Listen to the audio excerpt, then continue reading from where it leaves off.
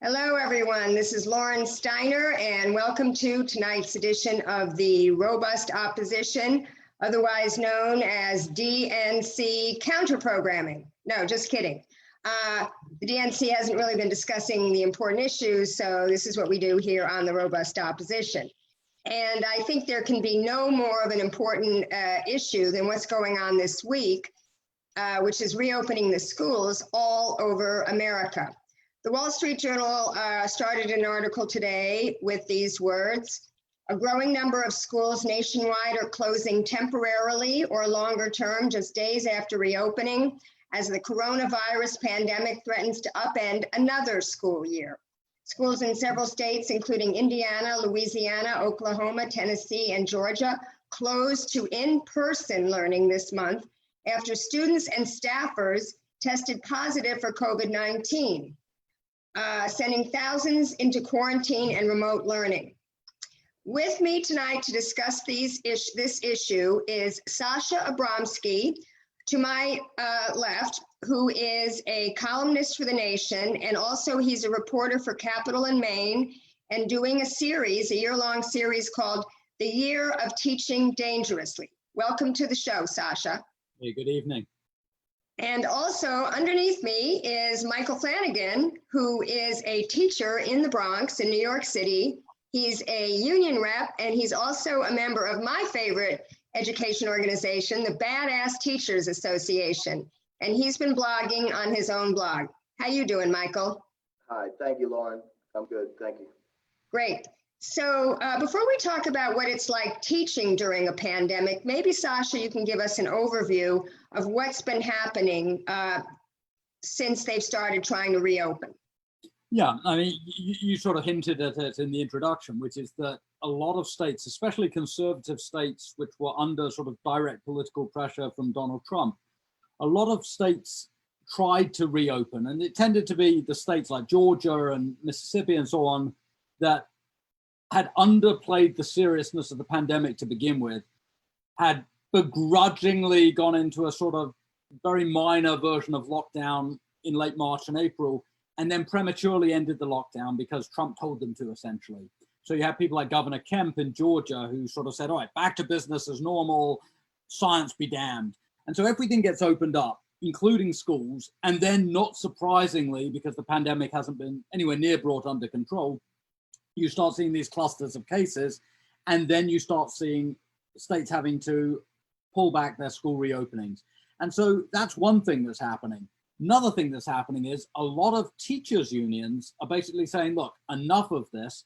You're putting us at risk by dangerously reopening schools without a proper plan in place. And so in Detroit and various other cities, you've got teachers that are threatening to strike if it's not done safely.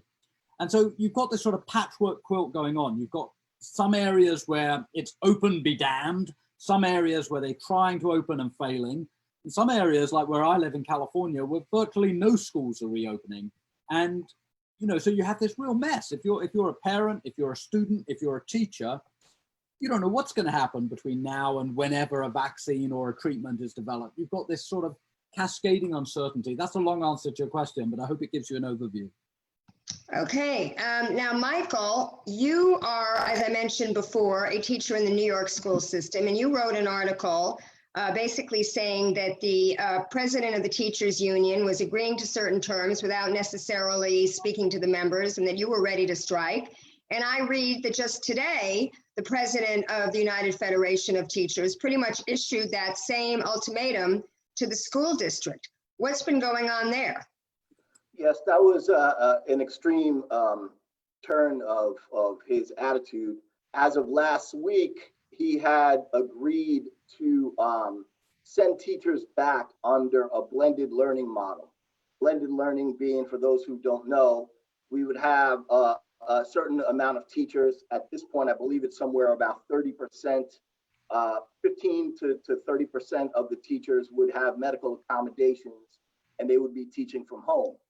The rest of us would be sent back to live teaching in the schools, except it would have to be under social distancing conditions. So basically, you know, a classroom usually is about 33, 34 kids. We would would have about 12 kids in a room. And what they had to do was change our contract to rearrange the time in order for us to accommodate the blended learning system. So in the mornings, we would have to work with our remote teacher counterpart, whoever they may be, and it's not clear. Then we would have to teach our 47-minute classes. And one technique, the reason I actually wrote him was the fact that they want us to have what is called an instructional lunch.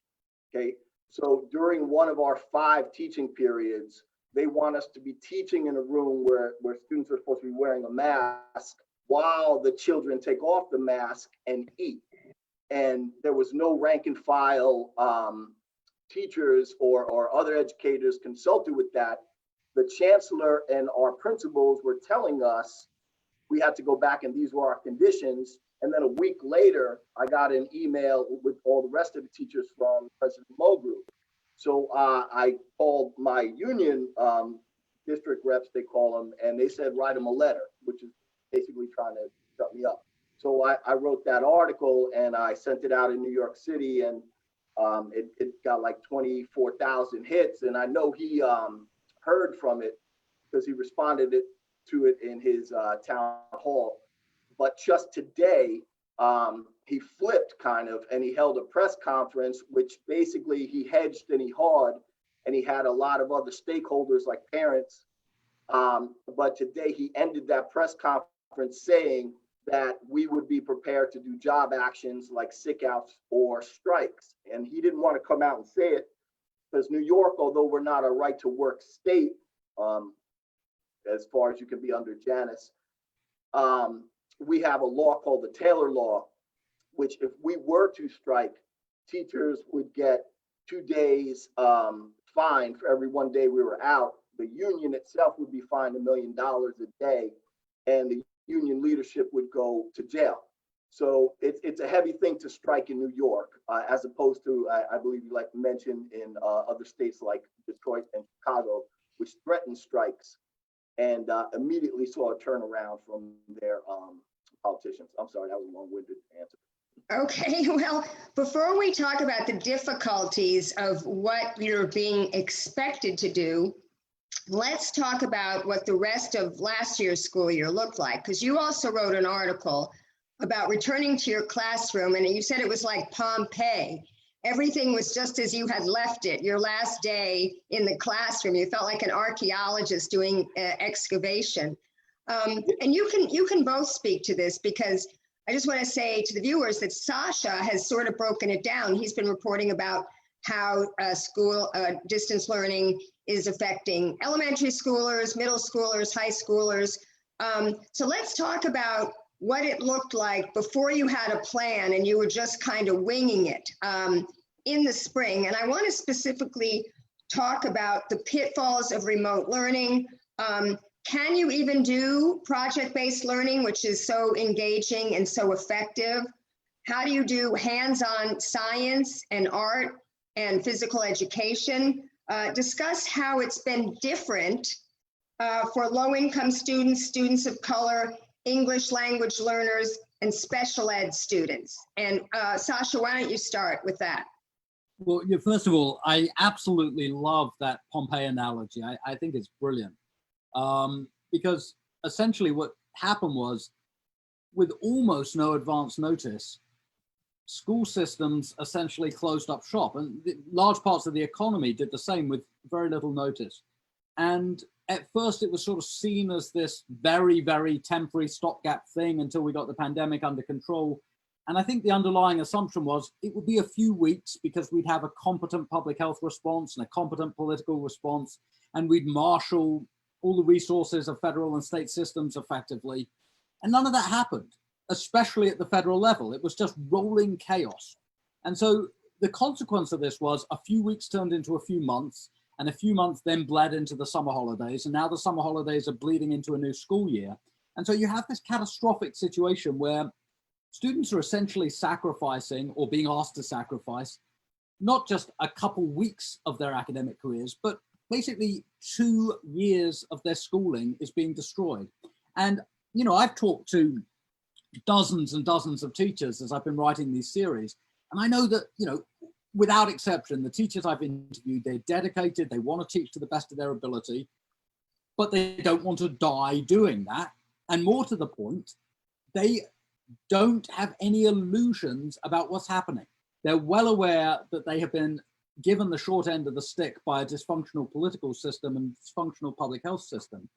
And they're also well aware of the fact that no matter how much work they put in, no matter how much training they do over the summer, at the end of the day, in-person learning is always going to be better than distance learning, especially for the groups you mentioned. You talked about ESL students, you talked about students with maybe behavioral issues, you talked about students from lower socioeconomic groupings. These are students who need hands-on help. They're students who need a teacher with them in the room, leaning over their shoulder, helping them, talking with them, encouraging them. And if you reduce all of that to a series of computer interactions, whether it's synchronous or live, or whether it's asynchronous and recorded, you're not going to be able to do the same job. And so, you know, what I found, and again, I was talking to teachers from K through 12, urban, rural, wealthy districts, poor districts.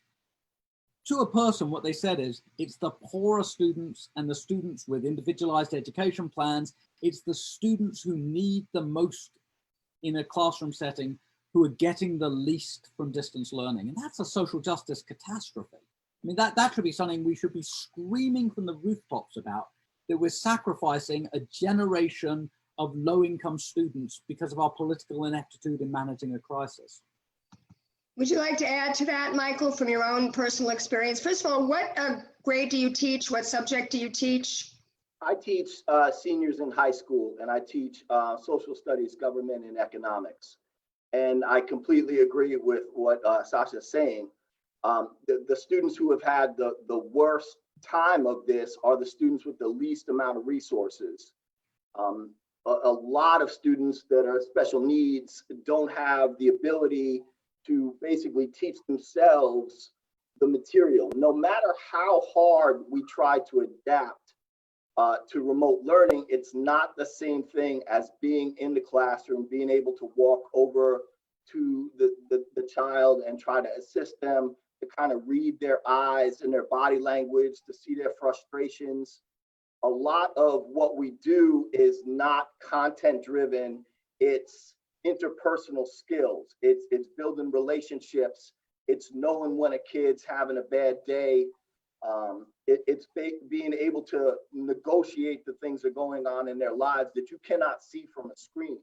And what we were finding was the first week, like the first couple of days when we went to remote learning, because as he had mentioned, and like I wrote in that article, on that Friday before we left, I mean, we had every intention of being back on Monday.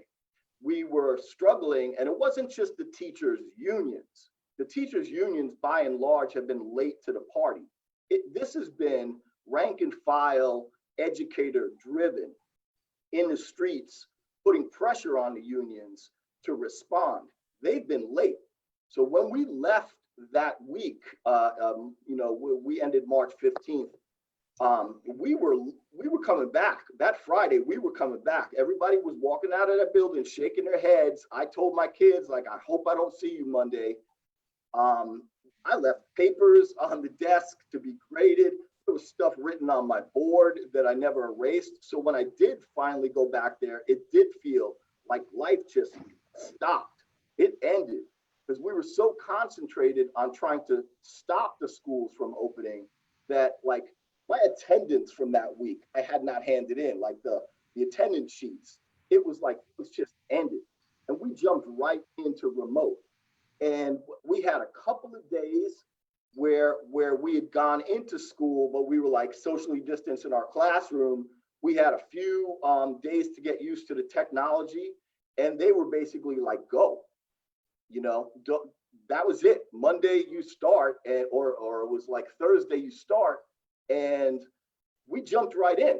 And it was like there were tech issues to convert your curriculum and your teaching strategies to make it online, and then to troubleshoot what you were doing for the lowest needs, lowest ability learners, the highest needs students. Like I had to go through and go, they're not going to get this. There's no way that this is going to be clear. And like there was asynchronous and synchronous learning. So we would have morning Zoom meetings, and I tried to keep my regular schedule, like my 5 periods I would meet, and I would just talk with them, see what was going on and how they were feeling, how their families, because there were kids that were sick and family members that were sick. And then what I started doing was videoing myself, teaching the content asynchronously and uploading that video, and then giving supplementary work that they could hit anytime they got, because you couldn't really figure that a kid would have access to the computers. You had family issues that I don't want to even go into, that you couldn't assume a kid was sitting there with a dedicated computer system and a parent that was going to be able to understand what was going on and assist them. So it was the hardest work I've ever personally done. And I'm sure Sasha could tell you, all the teachers, it was the hardest work we've ever done, but we got better as we went.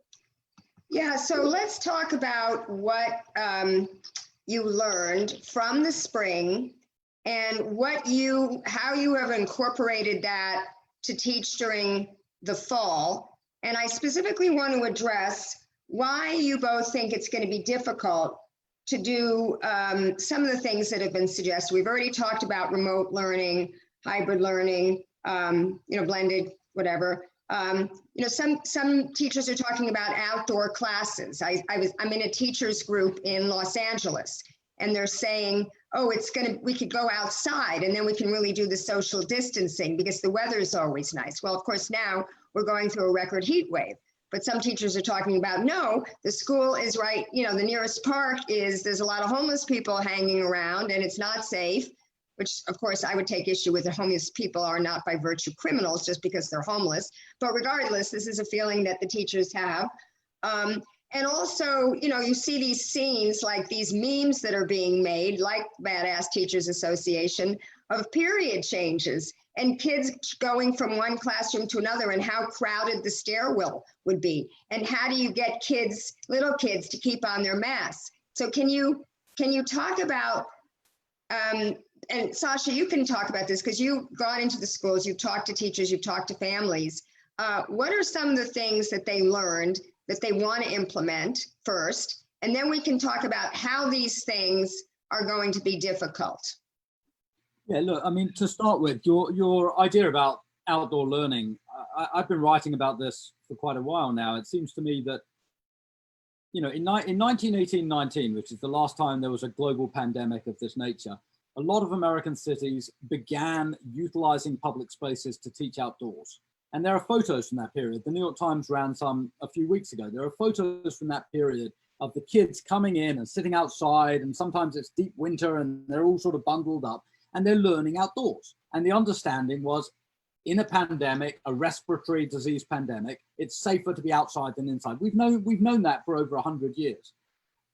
In March or April, when this pandemic was really taking root in the United States, Congress and the White House should have allocated a huge amount of resources, not just financial, but logistical, to helping local school districts take over public spaces and start teaching outside. And, in some instances, most high schools have their own grounds. They've got football grounds, they've got sporting grounds. Most cities have public spaces. Now, you mentioned the homeless population in California living in parks. But, even in a state like California, you have shopping malls with parking lots, you have churches with grounds, you have a whole bunch of protected spaces that are outdoors that could easily, with a bit of creativity, be turned over to outdoor in-person education. Maybe not full-time, maybe not for every student, but at least for the most vulnerable students, the needy students, the ones with independent education plans, the ones with maybe free and reduced school lunch access, who have the least economic resources at home. There also have been a massive effort to get a portion of students into in-person outdoor learning environments. Now that hasn't happened, which means by default, school systems are going to be teaching by distance learning. Now the problem with that, it's a far bigger problem this year than last year, because last year it was in March and it was halfway or 2/3 of the way through the school year, and teachers already had a built-in relationship with their students. So they could go over to distance learning, and even though not all students would show up, and that was a huge problem, for those who did show up, the relationship was there, the engagement was there.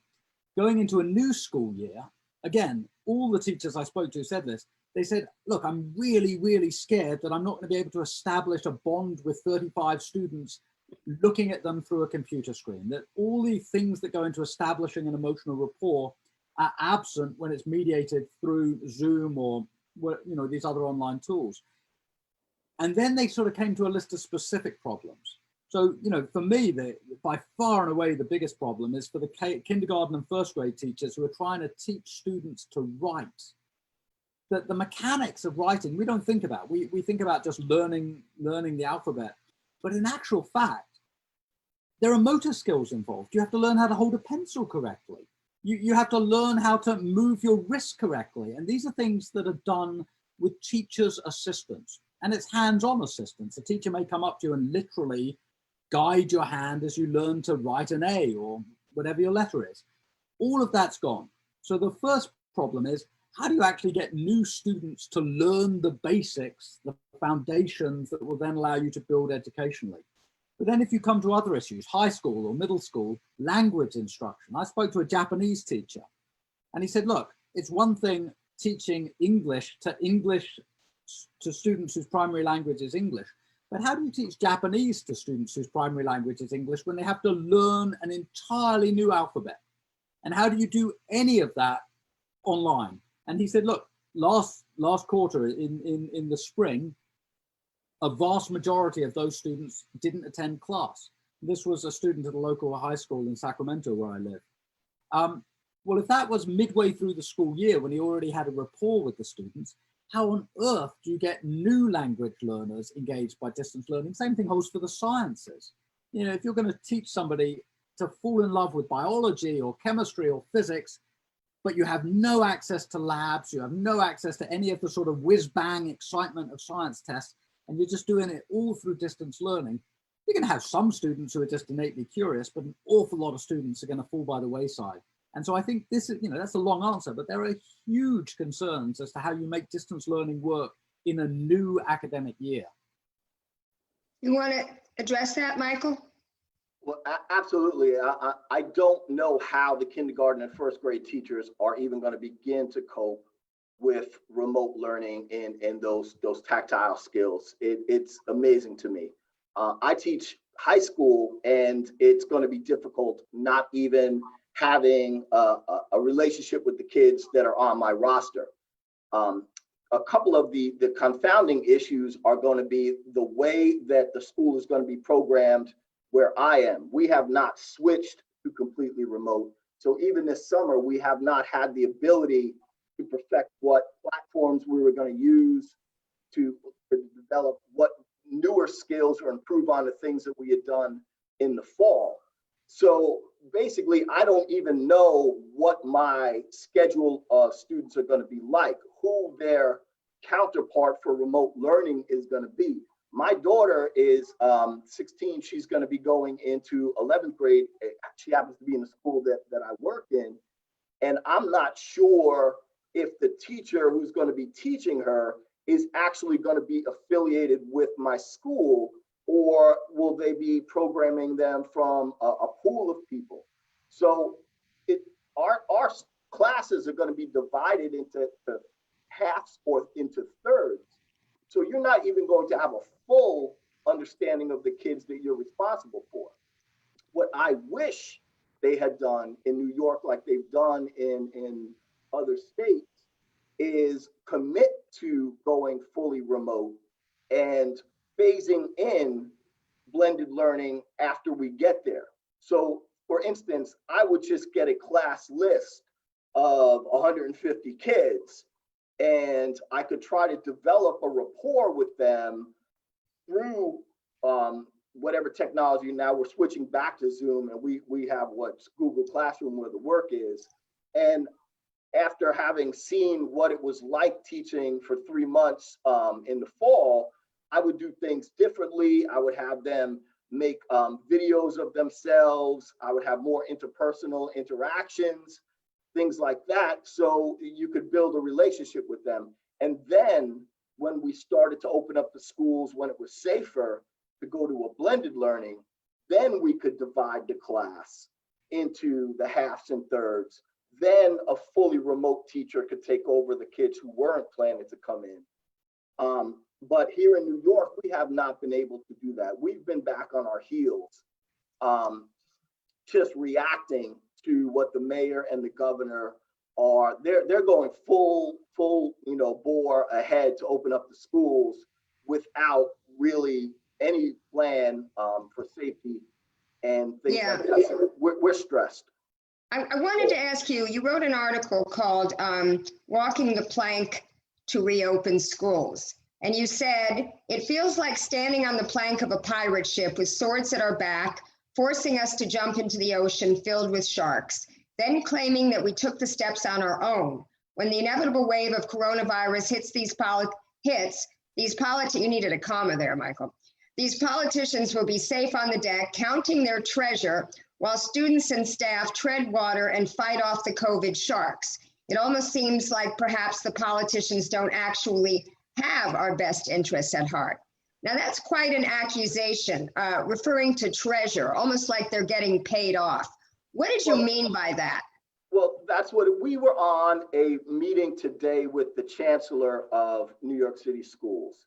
And, the question becomes, are you opening up the schools because it's best for the students to be in them? Or are you opening up the schools because, as Sasha mentioned, there's pressure from Donald Trump, there's pressure from businesses. When he came on, the chancellor of New York City schools came on today, he started by talking about layoffs, talking about the hit that New York City has taken, the billions of dollars because Broadway isn't open, the restaurants aren't open. And the secret seems to be that if the schools reopen, even though they know it is not safe, that will jumpstart the economy. Okay. Now, this meeting I had today, I didn't have, it was the teachers and educators in New York. All of the people who were on that meeting were socially distanced as we are. It was a Zoom call, basically, and they were safe at home, telling us they were prepared to see us go back to school, right?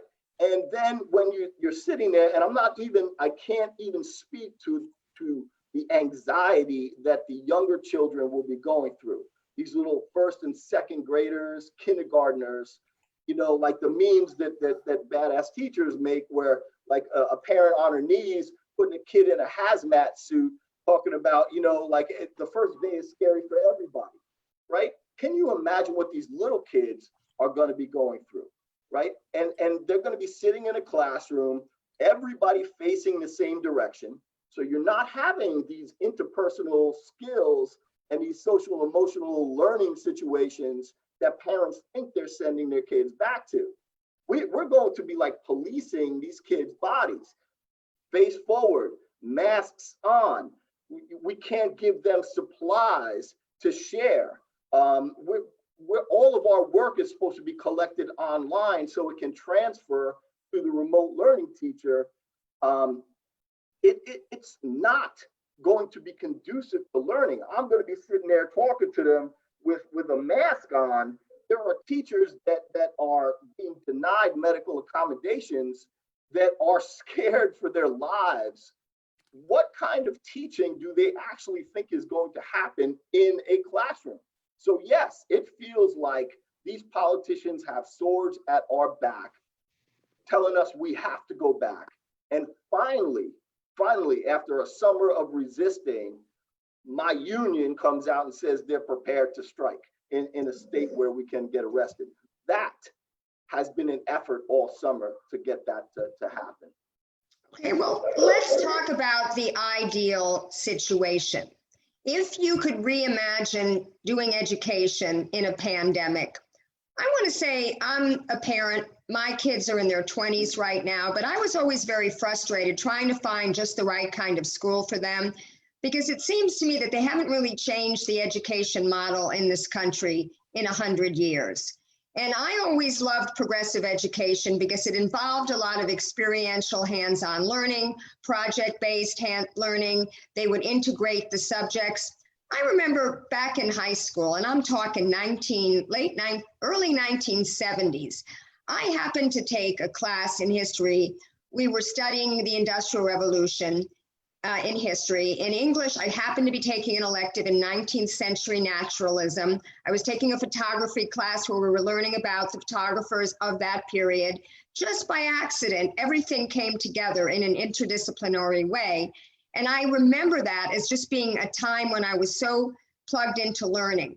So I told my friend, who is a stay-at-home mom and was kind of filling in as the teacher. She was complaining to me she couldn't understand fourth grade math. She was trying to help her kids, keep up with the curriculum. And let me tell you, these people with means are now talking about hiring teachers and doing these pods, these small pods in their backyards. So you talk about a social justice issue. This pandemic can make that divide even worse. And I said to her, maybe you should consider scrapping the curriculum and just using this pandemic as a way to teach all the subjects. I mean, what do you want kids to learn out of school? You want them to learn how to read. You want them to learn how to write, how to research, how to think critically, how to compute. I mean, you can do all these things around the pandemic, do a little science unit, do a writing unit. And I was just thinking not that I have kids right now, but what I would do if this situation were up to me. Now, of course, that would be me being the teacher, being a stay-at-home mom. But you got to admit, the politicians aren't just getting pressure from the business. They're also getting pressure from working parents who need to go back to work. And that's a legitimate need. I love to bash politicians all day long, don't get me wrong. But, parents do need to go back to work. So recognizing that, and let's go to Sasha now, because I haven't heard from you in a minute, and I know you have to go. What would you say we should be doing, assuming that we have the money, and we know we have the money because we have enough money to bail out, all these businesses. What should we be doing until this pandemic is licked? Look, I mean, you were touching on so many important issues in your comments there, which is that, it's too easy to sort of say, oh, the status quo was perfect. All we need to do is go back to the status quo, because status quo before the pandemic, educationally, was deeply problematic. It was riven with social inequalities. There was a huge over-reliance on testing. There was a huge over-reliance on multiple choice questions that really don't encourage creative thinking. There was the school to prison pipeline that was really devastating in poor communities. There was an extraordinary reliance on law enforcement presence in the schools. And, that's obviously been playing out in the Black Lives Matter protests in recent months and the racial justice protests. But there were a whole bunch of things that we could and should have been thinking about and doing better on. So in a weird way, the pandemic is a sort of reset opportunity. So, part of it involves thinking more creatively about the boundaries between school and home, or between school and community, and working out ways to turn the house into an education setting, or turn the local community into an education setting. Part of it involves thinking about pods of students or pods of children who can be educated not instead of in the school system, but in addition to the school system. So if the schools are going to be able to go back gradually with small classes, meeting in person 1 or 2 days a week for several months until vaccines come on board and everything else, that still leaves 2 or 3 days a week where students are going to be left to their own devices. And you talked about the desperation that working parents are feeling. What do I do? I have young kids. I can't go to work because I have nowhere safe to leave my kids. Well, what if the local, state, and federal resources were brought to bear to make possible the creation of localized pods outside of a school setting? So what if we subsidize daycare centers and turn them not just into sort of holding systems for children, but into places where pods could actually learn appropriately? What if we had young people going out into the community, a little bit like maybe like the Peace Corps, for example, going out into the community? We've got millions and millions of people unemployed at the moment. Many of them are young. Many of them are fresh out of college. Why not use federal resources to pay them to work in the community with young children to help them on the days that they can't go into school settings? So there are all kinds of ways we can rethink and make more holistic the education process and break down the sort of absolute boundaries between the school setting and everything else. But it involves thinking creatively, and it involves using resources creatively, and none of that's happening at the moment. Not because teachers don't want to do it, not because parents don't want to do it, but it's just not all gelling. It needs coordination. It needs sensible, creative, and scientifically based approaches from the White House on down, and that is just sorely lacking at the moment. Your thoughts, Michael?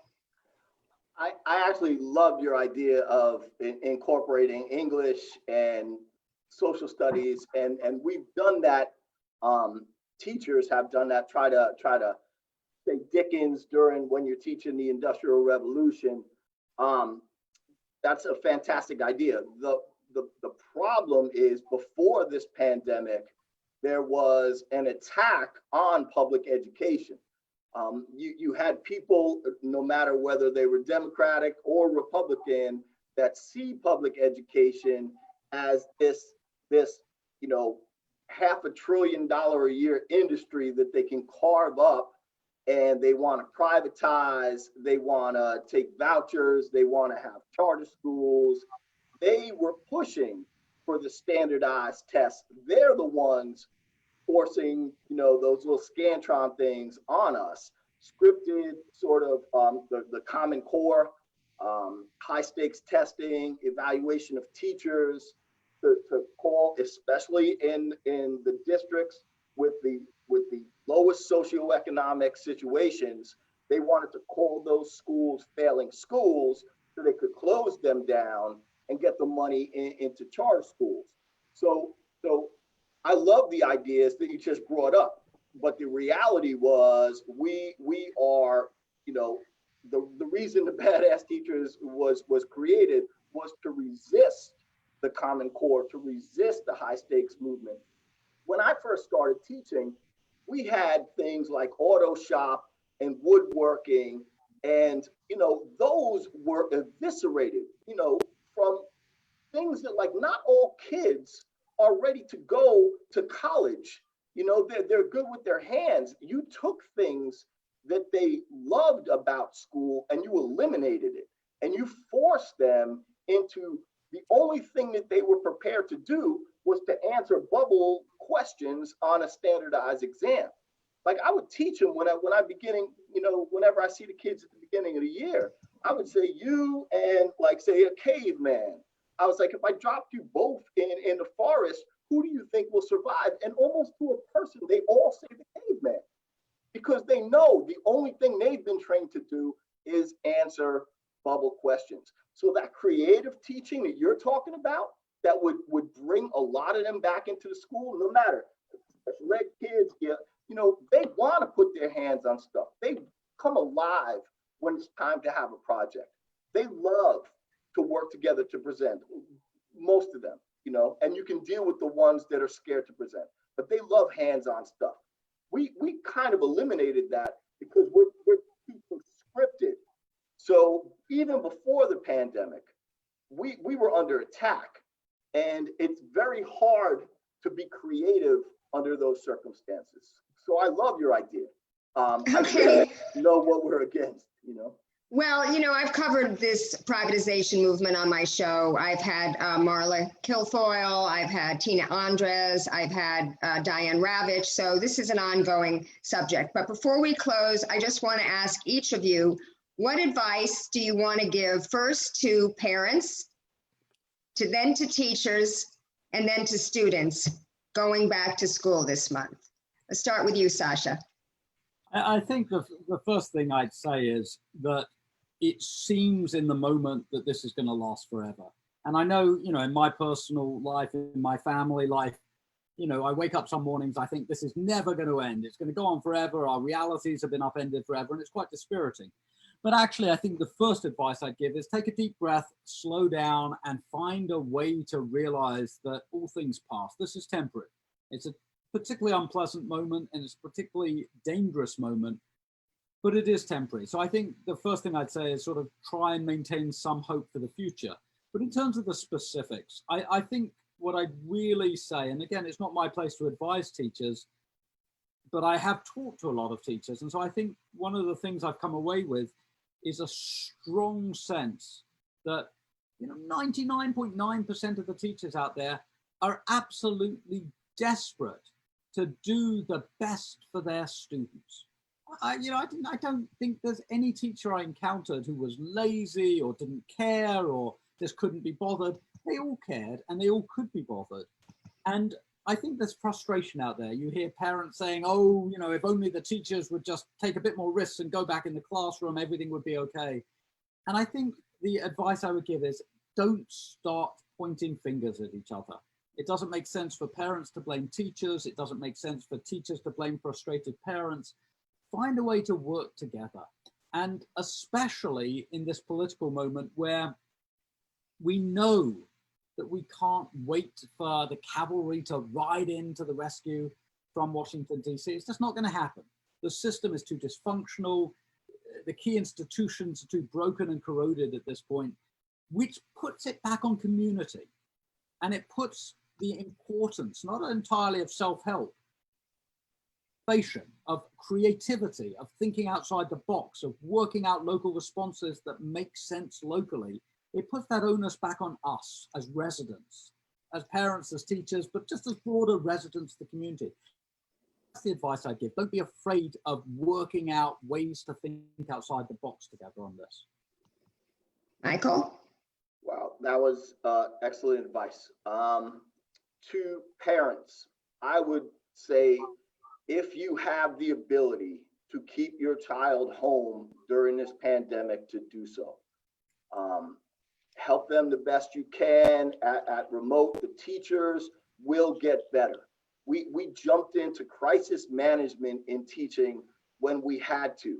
We will perfect and improve as we go. It will never be a substitute, but we will do our best. We want to teach. We want to be back in school. I want to be back in school. Until we get there, I would say to the parents, if you can in any way, shape, or form, keep your kids home, keep them home, and keep them safe. They can catch up on work, but they can't catch up if they're sick, and God forbid, worse. Okay? For the parents that do have to send their kids back, and I wrote this and people kind of got on me. If I'm in the school with your kids, I will do my best to teach them and to keep them safe and to reassure them. So if you do have to send them back, the teachers that'll be in that building, hey, when we get there, all we're caring about is your kids. Okay, so that's what I would tell to the parents.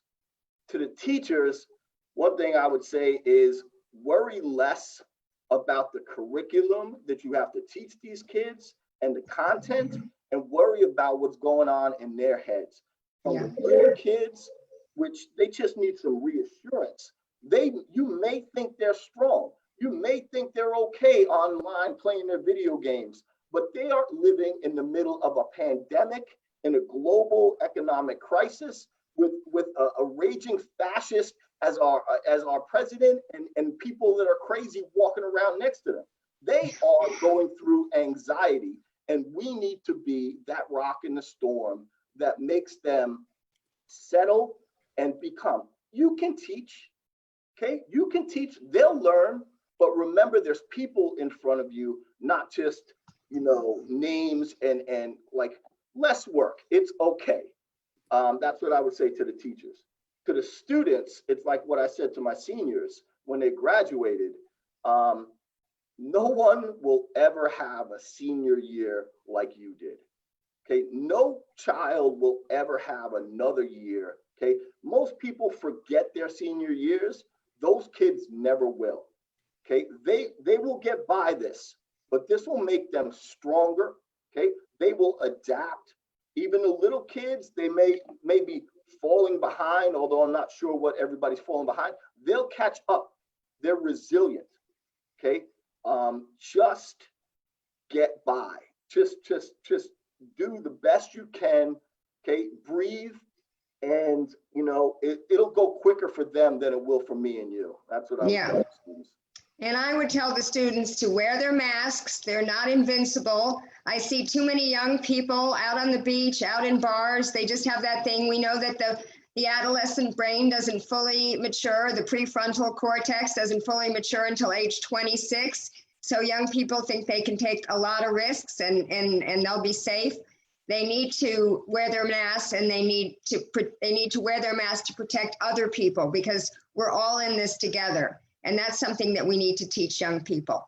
So on that note, I want to thank you both for being on the show. Sasha, where can people follow you?